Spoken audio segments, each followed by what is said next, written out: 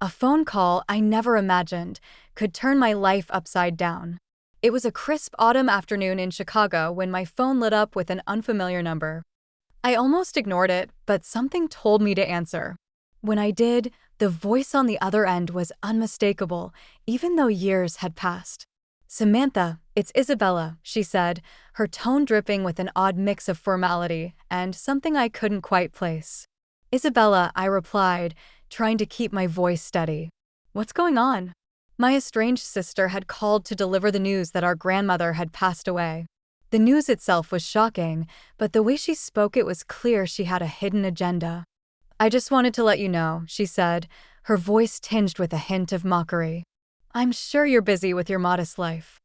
I could almost hear her smirking through the phone. Her words stung, but I tried not to let it show.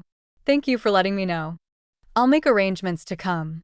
It wasn't just her words that stung, it was the memories they dredged up. Growing up, Isabella was always the golden child. She had our father's favor and a certain charm that seemed to make everything fall into place for her. As for me, I was often left in the shadows, even though I tried my best to excel. My efforts seemed to be overlooked. Isabella and I hadn't spoken much in years after she stole David from me. I had cut ties with her and, by extension, with the rest of my family. It wasn't just about the betrayal, it was about how it highlighted the unequal treatment I had always felt. David Parker had been my fiancé. He was the love of my life, and we had a future planned together. That was until Isabella, with her manipulative charm, came into the picture. David had left me for her, and I was devastated. It wasn't just a broken relationship, it was a betrayal that left scars. Our family had always been fractured. Our father, stern and unyielding, had favored Isabella for her resemblance to him. My mother, although caring, was often caught in the middle. She tried to show support, but it was clear that Isabella had always been the preferred child. I had chosen a different path after the breakup. I left my job as a school administrator to focus on raising my daughter, Lily. John, my husband, was a supportive tech executive who loved me for who I was. We had a cozy home in the suburbs and a life that, while modest, was filled with love. Lily, our 6-year-old daughter, was a bright spot in our lives. She had a passion for drawing and even had a popular YouTube channel where she shared her artwork with the world. Despite the success in my personal life, the call from Isabella brought back a wave of old emotions. The thought of returning to the family home for the funeral filled me with apprehension. I hadn't been there in years, and the memories were bittersweet. Our grandmother had always been a beacon of kindness in our family. She was the one person who had supported me unconditionally. Her death marked the end of an era, and now, with Isabella's call, it felt like I was being dragged back into a world I had tried to leave behind. I spent the next few days preparing for the trip. The thought of seeing Isabella again filled me with a mix of dread and anticipation. It wasn't just about the funeral, it was about facing the family dynamics that had shaped so much of my life. I couldn't shake the feeling that there was more to Isabella's call than just the announcement of our grandmother's passing. When the day of the funeral arrived, I found myself standing in front of the old family home. The house looked exactly as I remembered it, unchanged and yet somehow different. It was as if the walls held the echoes of our childhood, the echoes of laughter and fights, of dreams and disappointments. Inside, the atmosphere was heavy with grief and nostalgia. I saw familiar faces, some filled with sorrow and others marked by hidden agendas. As I moved through the crowd, I caught sight of Isabella. Her eyes scanned the room with a practiced indifference. She was surrounded by people who seemed to hang on her every word. Her charm, as potent as ever, made me uneasy. Despite the years and the distance, it felt like we were still locked in the same old struggle. Isabella's presence was a stark reminder of the family dynamics that had always been a part of my life. In the middle of the ceremony, as the eulogies were being delivered, Isabella managed to corner me. "Samantha," she said with a smile that didn't reach her eyes. "It's been a while." I forced a smile and returned, "Yes, it has. How have you been?" "Oh, she replied, her voice dripping with false sweetness. "Life has been interesting." I could sense the undercurrent in her words, the same old rivalry that had never truly faded. As I looked at her, I realized that this reunion wasn't just about mourning our grandmother, it was about confronting the past, the betrayals, and the choices that had shaped both of our lives. Little did I know that this encounter would set the stage for revelations that would challenge everything I thought I knew about my sister and our family. The days leading up to the funeral were filled with tension and unresolved feelings. I tried to focus on my family, John, Lily, and our daily routines, but it was impossible to ignore the looming reunion with Isabella and the family I had distanced myself from. The familiar, yet painful, echoes of the past were all too real. On the day of the funeral, the air was thick with grief and unresolved emotions. The family home was filled with relatives and acquaintances, all paying their respects.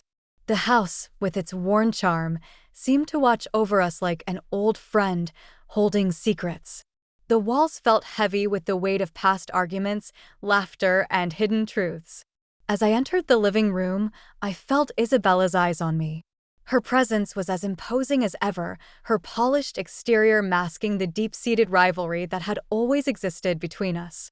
It wasn't long before she approached me again. Her smile was now more genuine, but still carrying an edge. "I've been meaning to catch up, Samantha," she said, her voice carrying a note of curiosity. "It's been a while since we've had a chance to talk." I forced a smile, trying to keep my emotions in check. "Yes, it has. How have things been for you?" "Oh, Isabella replied with a wave of her hand. "Busy but good. I'm sure you've heard from the family about how things have been for me." I nodded, though I wasn't entirely sure what she was referring to. The last I had heard from our parents, Isabella was living a life of luxury in Los Angeles. The stories I heard seemed to paint a picture of success and perfection, but I knew better than to take them at face value. During the wake, Isabella made a point of flaunting her perceived success. She spoke of her life in Los Angeles, her upscale lifestyle, and her supposed achievements. It was as though she was trying to outshine everyone, to prove that her life was better than mine. I watched her with a mix of curiosity and irritation. I knew that beneath her confident facade lay a tangled web of lies and manipulations. It was hard to ignore how she spoke about David Parker, my former fiancé and now her ex-husband. Her casual mentions of him, her attempts to show how unaffected she was by their failed marriage, felt like salt in an old wound. David had once been the center of my world. We had been planning a future together until Isabella, with her cunning and charm, had stolen him away. The betrayal had left me heartbroken and disillusioned. Seeing Isabella flaunt her life so casually was a painful reminder of the hurt I had tried to move past. I decided to confront Isabella about the past, hoping to find some closure. As the crowd began to thin out, I pulled her aside into a quiet corner of the house. "Isabella, can we talk?" I asked, trying to keep my tone calm. She looked at me, her eyes narrowing slightly. "Of course. What's on your mind?" "I need to understand why," I said, struggling to keep my voice steady. "Why did you have to take David from me? What was it that made you think you could just take him away?" Isabella's expression shifted from faux cheerfulness to something colder, more calculating. "Samantha, it's not about taking anything. David and I had our connection. You just didn't see it." "You manipulated him," I said, my voice rising with emotion. "You knew how much I loved him." She shrugged nonchalantly. "David made his own choices. You have to move on, Samantha. Life doesn't wait for anyone." Her dismissive attitude was infuriating. "You never understood, did you? It wasn't just about David, it was about how you always seemed to have everything handed to you while I was left struggling." Isabella's face hardened. "Don't blame me for your shortcomings. We all have our battles. Maybe if you had been more assertive, things would have been different." Her words felt like a stab in the dark, hitting all the old wounds that had never fully healed.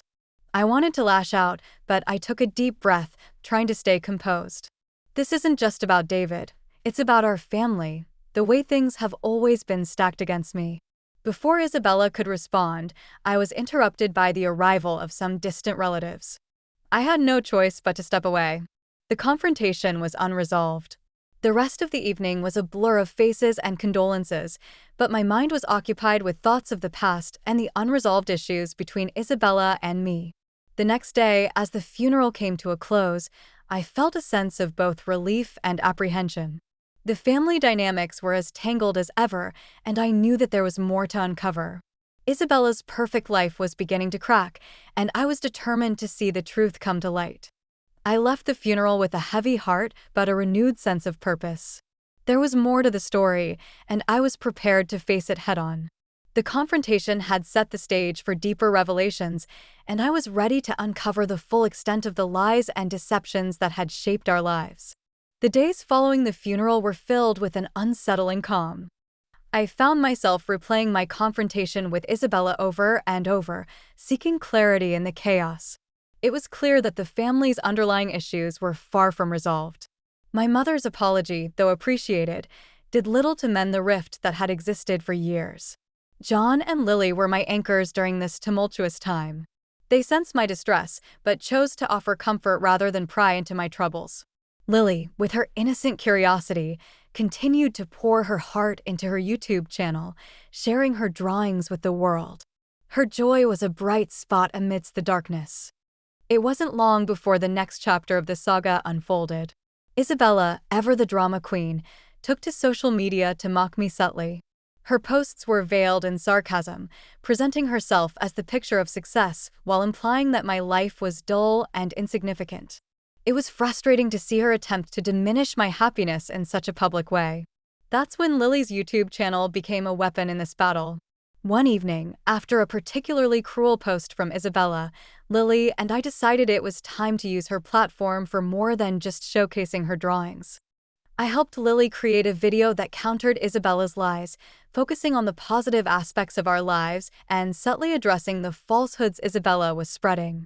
The video, while innocent on the surface, contained enough pointed references to make it clear that we were aware of Isabella's attempts to undermine us. It quickly gained traction, and soon the comment sections of both Lily's channel and Isabella's posts were flooded with reactions. People began to see Isabella's facade for what it was, an elaborate mask hiding insecurities and deceptions. As the video went viral, Isabella's reputation started to crumble. The social media backlash was swift and harsh.